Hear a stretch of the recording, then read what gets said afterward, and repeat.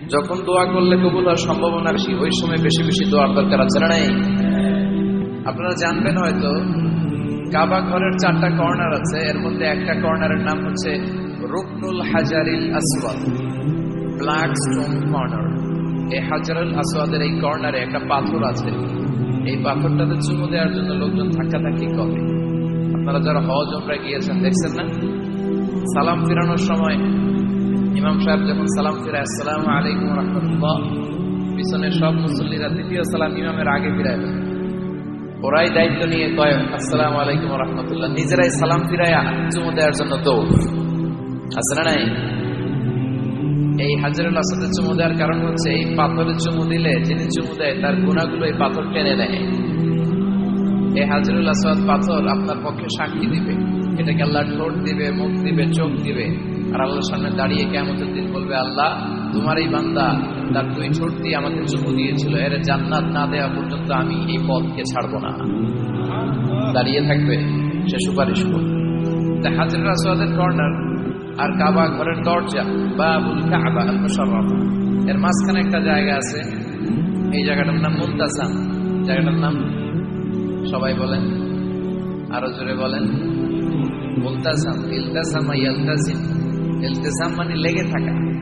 তো এই জায়গাটাতে লেগে থেকে দোয়া চাওয়া, দোয়া করাটা সুন্নাহ। আপনার শরীর লাগিয়ে, হাত লাগিয়ে, গাল লাগিয়ে সাহাবারা এটা করতেন। এই জায়গায় লেগে থাকতেন, এই জায়গাটায় হাত লাগিয়ে, বুক লাগিয়ে দোয়া করার সুন্নাহ। আর এই মুলতাজামে দাঁড়িয়ে হাত লাগিয়ে, বুক লাগিয়ে দোয়া করলে এই দোয়া আল্লাহ ফিরিয়ে দেয়।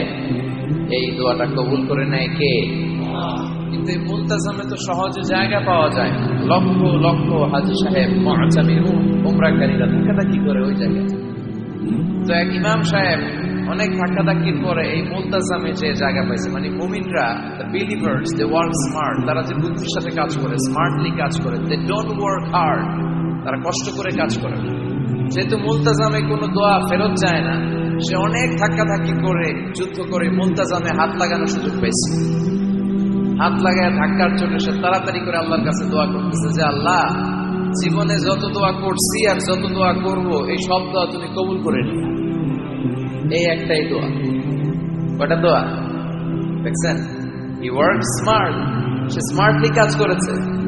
হি ডাজন্ট ওয়ার্ক হার্ড, সে কষ্ট করে ওদিকে ধাক্কাধাক্কির মধ্যে, আল্লাহ আমার গাড়ি দাও, বাড়ি দাও, নারী দাও, এটা লাগবে, ওইটা লাগবে, আমার অসুস্থতা, আমার শাশুড়ি অসুস্থ, আমার আম্মা অসুস্থ, এরে ভালো করো, এরে সম্পদ দাও, এরে দারিদ্রতা বিমোচন করো। এত কিছু এখানে করার সুযোগ নাই। ওইখানে ধাক্কাধাক্কি, ওখানে যুদ্ধ।